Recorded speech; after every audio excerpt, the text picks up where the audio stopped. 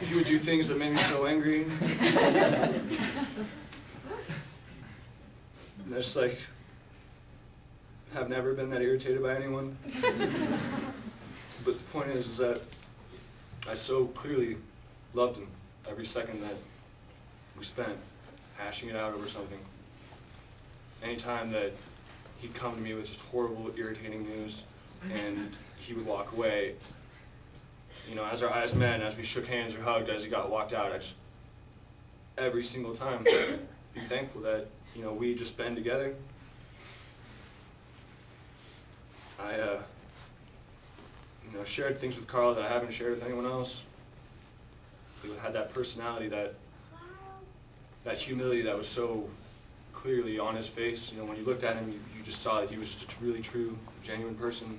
And that I could, you know, be anything, and he would still be, you know, as loving and caring towards me as he always was.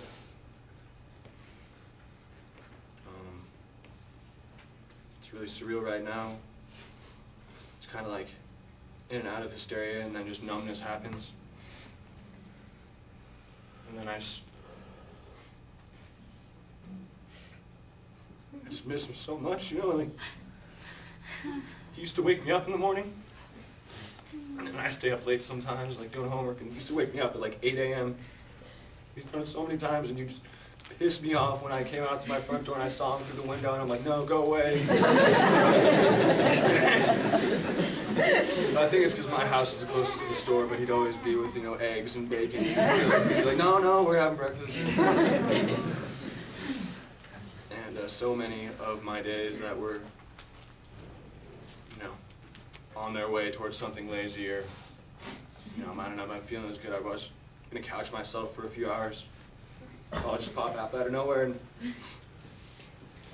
we'd suddenly be hiking a mountain or breaking into a residential gated area so we could fish in their pond.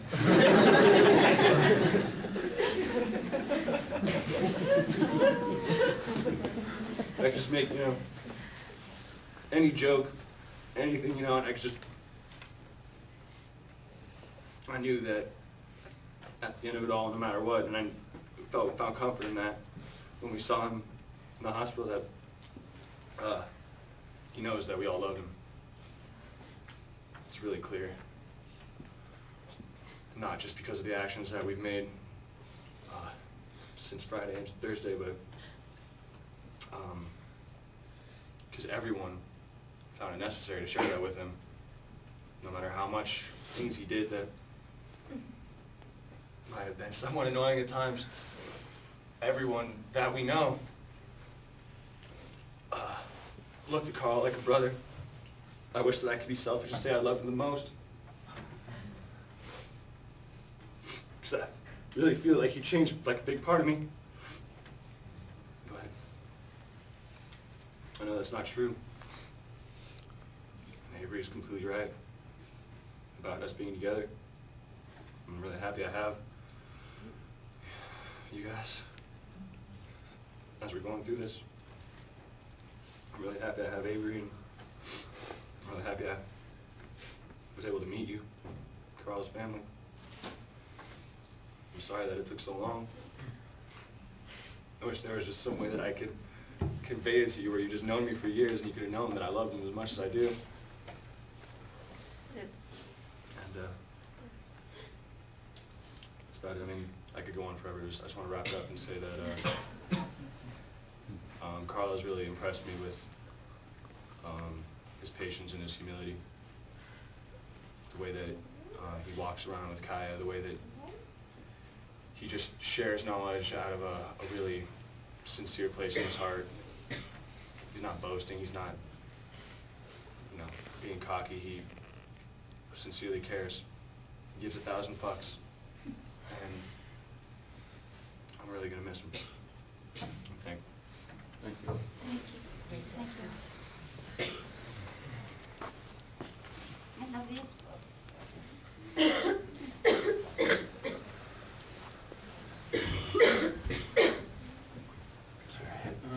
think I'll start with the story. This kind of helps to lighten the mood a little bit. But like Like Avery and Austin, Carl stayed on my couch for pretty much all of last summer. And one story I have that probably not many of you have heard is I just came home one night and he was asleep on the couch, no shirt, leather couch, just all sweaty, burning hot. Just no pillow, any of that. And I was coming home from work, it was probably 1 or 2 in the morning. I just went in, got some food, came back and started watching TV while he was still asleep there. And then I heard him, he started kind of mumbling stuff. I kind of look over at him and wondering what's going on. And he actually starts saying stuff.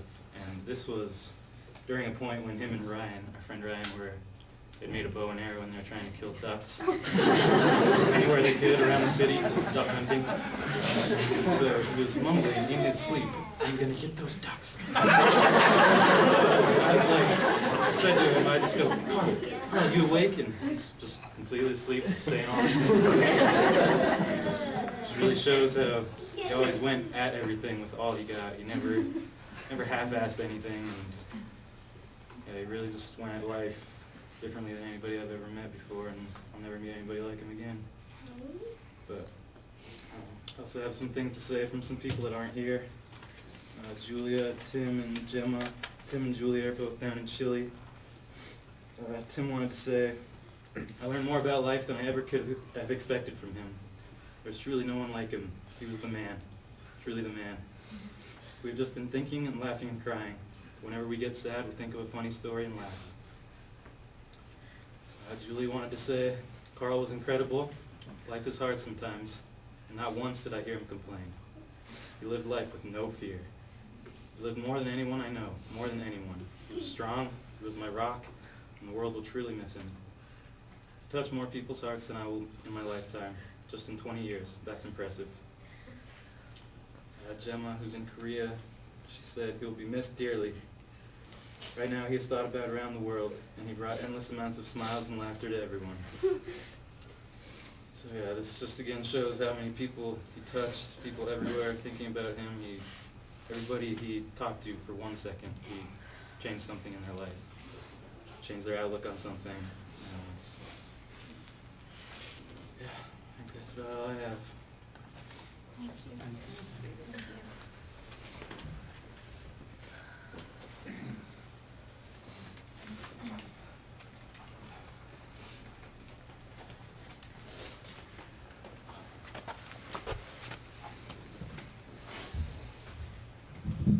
Hello everybody, I'm David. I also had the pleasure of being one of Carl's, I guess, stay houses. And the pleasure of meeting him 2 years ago, and just Austin touched like on a really big part for me.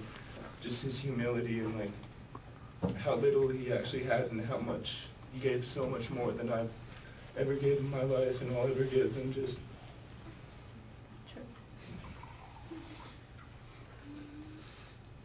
I don't know, like Avery said, there was almost like, you just went out of the good way, out of your heart, just to do for him, and just to give him more, and just, I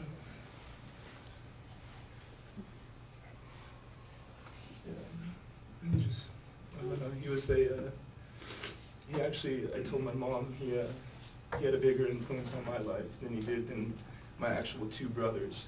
And I'm the youngest out of 5, and just, there was something special about him. And just, no matter how bad your day was going, like, you would just see him and just, he would always put a smile on my face, always. And just, it didn't matter how bad my day was going, if I saw Carl, I would always say, "Carl, there's the guy I wanted to see." And just, he will be missed, and